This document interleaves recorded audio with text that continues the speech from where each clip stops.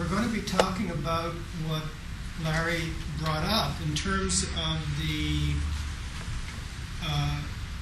beginning of the Charter of the United Nations says, "We the peoples," etc. It goes on from there. And the irony of that is that the United Nations is a collection of states. So we're going to be talking about the United Nations Parliamentary Assembly with regard to the different ways in which there can be problems with representation, problems with democracy or problems with representation. And what I'm going to say is that there are three different kinds of problems in representation. And that there is one path, the creation of a global parliamentary assembly, that could be very helpful for all three deficits or problems in representation.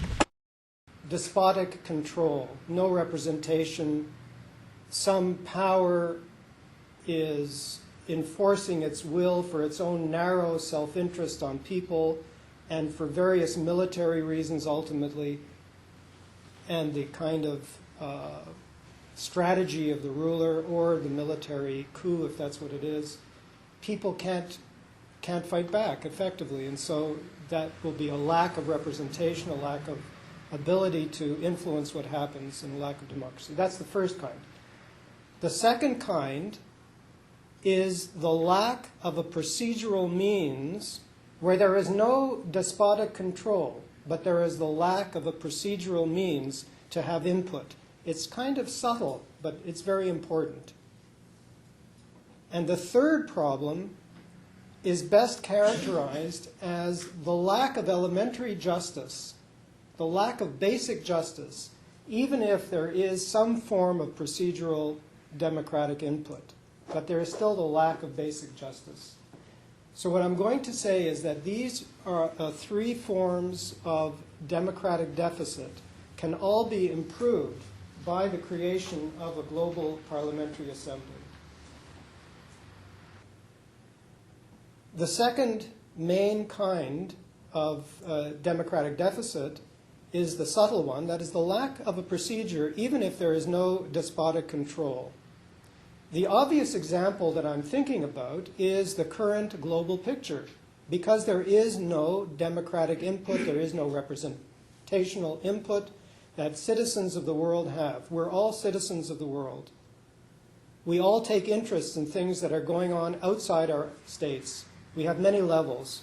We're involved in municipal politics. In Canada, we're involved in provincial politics. We're involved in federal politics of the state of Canada, and we're also involved in world affairs. And we also know that world affairs are very deeply interconnected. The storms, even the weather, it's very deeply interconnected in terms of what's happening with the ocean currents and what's happening with the wind patterns and so on. All the information structures, all the trade structures are extremely important, and the developed states are greatly overusing the resources of the planet, and the undeveloped or semi-developed states want to get in on that game of overusing, what amounts to overusing, the resources of the planet. These are global problems. So I think that we as world citizens are very aware that the global picture needs something more than a group of states to just individually decide this is in my interest, and another state says this is in my interest, and then they get together and they make an arrangement. The Caden Group is a group which is led out of Germany, and it's proposing the creation of the United Nations Parliamentary Assembly, a global parliamentary assembly, which would be through the United Nations and probably a subsidiary body under the General Assembly.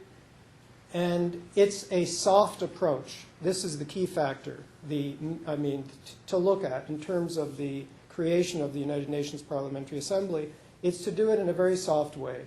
Make a body which has consultative powers, which has co-decision powers on budget, which is involved in negotiations of treaties, all things that can come under the General Assembly, which can make questions to the International Court of Justice, can present problems and questions to any of the main United Nations Assembly and so on. And this is its original task. Also, it would be members of individual parliaments who would be appointed to be the people who are acting in the United Nations Parliamentary Assembly. So a state like Canada would take some of its members of the federal parliament and send them to the United Nations Parliamentary Assembly for its actions. Now, that's a very soft approach.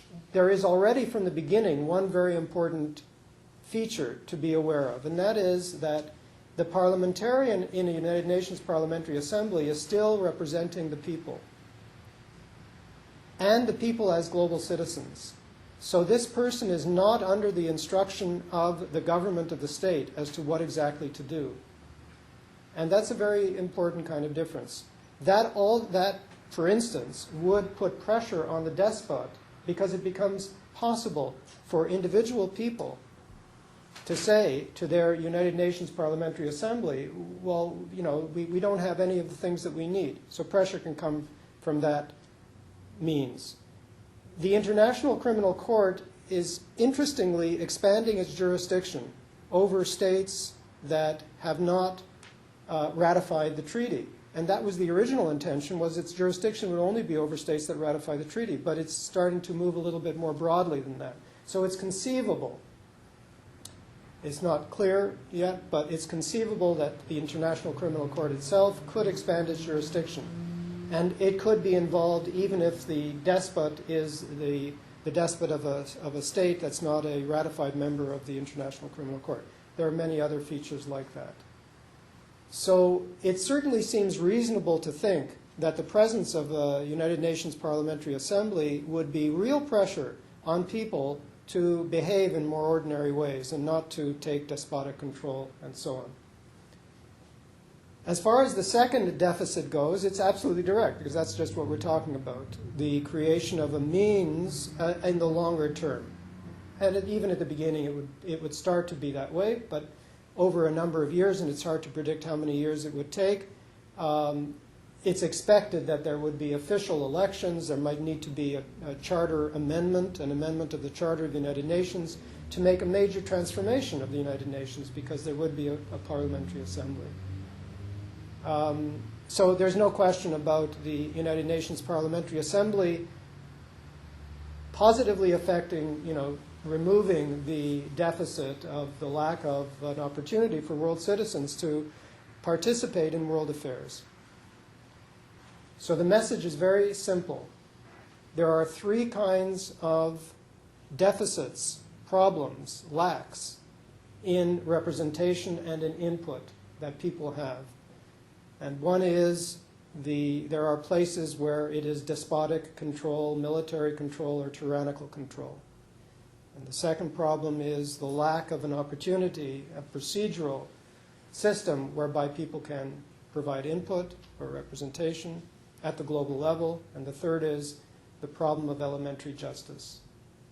And the United Nations Parliamentary Assembly, any global parliamentary assembly, and the United Nations Parliamentary Assembly specifically, would be able to make major differences, very probably, in all three areas.